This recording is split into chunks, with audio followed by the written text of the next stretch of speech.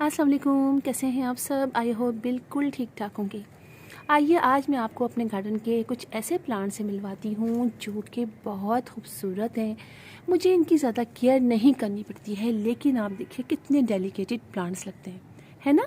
ये प्लांट्स हैं रोहियो के, और इसको इसके अलावा बोट लिली भी कहा जाता है, ऑयस्टर प्लांट भी कहा जाता है। देखने में ये बहुत खूबसूरत होते हैं और इनमें 3 तरह की वैरायटीज़ होती हैं। देखिए, एक तो ये पर्पल वाला, ये देखिए आप।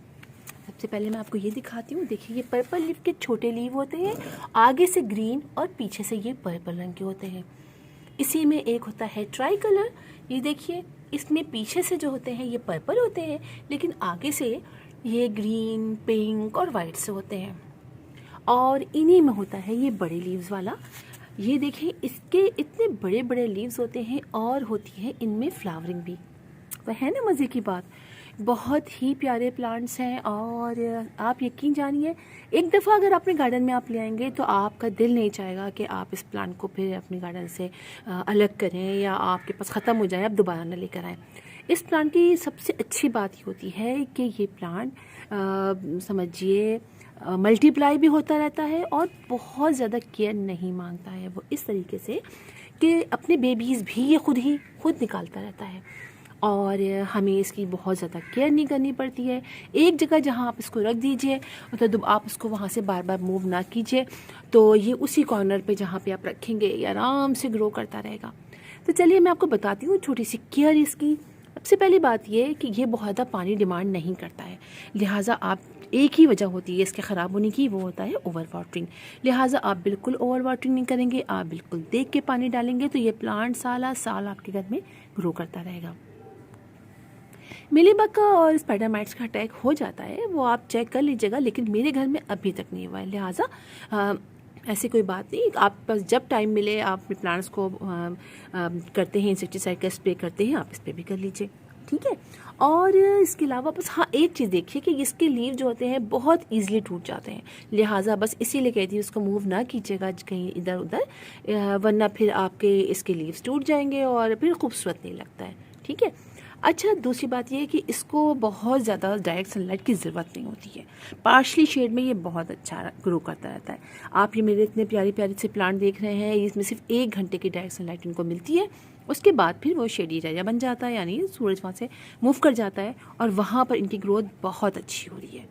अच्छा, इसमें जो ये ट्राई कलर है, ये जो है ये ज़्यादा ट्रिकी होता है।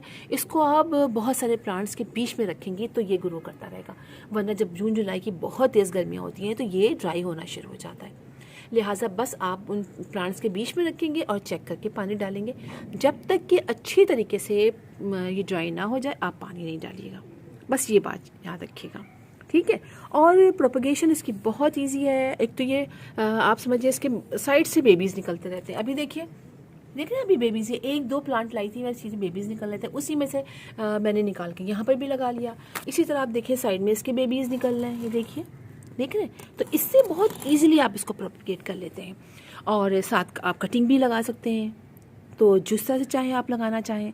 फर्टिलाइज़र की इसको बहुत ज़्यादा ज़रूरत नहीं होती है। आप साल में 2 से 3 दफ़ा आप इसको फर्टिलाइज़र डाल दीजिए, लिक्विड डाल दीजिए, ड्राई फॉर्म में डाल दीजिए, जो भी करना चाहें, वैसे उसको ज़्यादा ज़रूरत नहीं होती है। अच्छा, बहुत क्यूट सी चीज़ दिखाऊं मैं आपको। इसके अंदर मेरे इस प्लांट्स के अंदर हो रही है फ्लावरिंग, देखिए आप, ये आपको दिख रहे हैं, ये देखिए अंदर की तरफ। अच्छा, ये बोर्ड की तरह का ये एक निकलता है और उसके अंदर वाइट फ्लावर्स होते हैं। अब बिल्कुल ऐसा लगता है जैसे कि बोर्ड के अंदर ना फ्लावर्स खिले हुए हैं। आपको दिखाती हूँ, ये देखिए पीछे दिख रहा है आपको, ये देखिए, ये है ना, एक पूरी बोर्ड है और उसके अंदर फ्लावर्स खिले हुए हैं, बहुत क्यूट लगता है ना। और इसके लीव्स ही इतने खूबसूरत होते हैं और इसका स्टाइल ग्रो करने का इतना खूबसूरत होता है कि फ्लावर्स पे थोड़ा सा नज़र कम जाती है और फ्लावर उस वक्त तक नहीं निकलते जब तक कि प्लांट मैच्योर नहीं हो जाता है। तो मेरे ये 2 जो प्लांट है ये मैच्योर हो गए हैं और ये अभी बेबी है, यानी इसकी मैंने कटिंग लगाई थी इसलिए इसके अंदर फ्लावरिंग नहीं हुई है। तो ये बड़े वालों के अंदर जो है वो बहुत अच्छी फ्लावरिंग होती है, मतलब इस तरीके से आपको फ्लावर दिखते हैं। अच्छा, ये समर का प्लांट है, ठीक है, समर में ये बहुत अच्छा ग्रो करता है। विंटर में थोड़ा सा डल हो जाता है, लेकिन हम इसकी वैसी केयर करते रहते हैं। हाँ, अगर बहुत आपकी तरफ से आपकी तरफ जो है वो फॉग वगैरह होती है तो फिर आप ज़रा उसको ऐसी जगह रखिएगा जहाँ पर डायरेक्ट ना फॉग ना गिरे, वरना फिर इसके लीव्स जो होते हैं ना वो ख़राब हो जाते हैं, ठीक है। और प्लांट सिर्फ याद रखिए एक ही वजह से ख़राब होता है, जब उसमें आप ओवर वाटरिंग कर देते हैं, वरना ये प्लांट बहुत ही प्यारा प्लांट है और इतना ज़्यादा जो है ये ग्रो करता है, इतने अपने बेबीज़ निकालता है कि आप बांटते बांटते थक जाएंगे। मैंने बहुत ही प्लांट बांटे हैं, इतने मेरे घर में हो गए थे। अच्छा, मट्टी आप याद रखिए हमेशा इसकी ऐसी लीजिएगा जो वैसी हो, वेल ड्रेन हो। जब मैंने इसको बताया कि पानी ज़्यादा डालने से ये ख़राब हो जाता है, तो आप समझ जाइए मट्टी इसकी अच्छी बनाइएगा, जिसमें आप सैंडी सॉइल बनाइएगा, ताकि अगर आप गलती से पानी भी ज़्यादा डाल देना तो ऊपर से वो नीचे ड्रेन आउट हो जाए। और होल अच्छी तरीके से आप चेक कर लीजिएगा, काफ़ी होल बना लीजिएगा अगर प्लास्टिक के पॉट में लगाते हैं। और छोटे से छोटे पॉट में लग जाता है इसलिए कि इसकी रूट्स ज़्यादा डीप नहीं जाती हैं। तो है ना कितनी सारी क्वालिटी इस प्लांट के अंदर। तो इजीली ये नर्सरीज़ में भी मिल जाता है और आप इसको ला के लगाइए। जहाँ अगर आपके घर में डायरेक्ट सनलाइट नहीं आती है वहाँ भी ये चल जाता है। सिर्फ इनडायरेक्ट सनलाइट आती है जो नॉर्मल आती है ना, बाज़ लोगों के घरों में बिल्कुल नहीं आती है, कॉरिडोर में रख लेते हैं, तो वहाँ भी प्लांट चल जाएगा। बस थोड़ा सा कलर इसमें कम हो जाएगा, लाइट ग्रीन हो जाएगा, लेकिन चलता ही उसमें भी रहेगा और बहुत ही खूबसूरती से। तो फिर इंशाल्लाह हम मुलाकात करेंगे किसी और वीडियो में किसी और प्यारे से प्लांट के साथ। तब तक के लिए अल्लाह हाफिज़।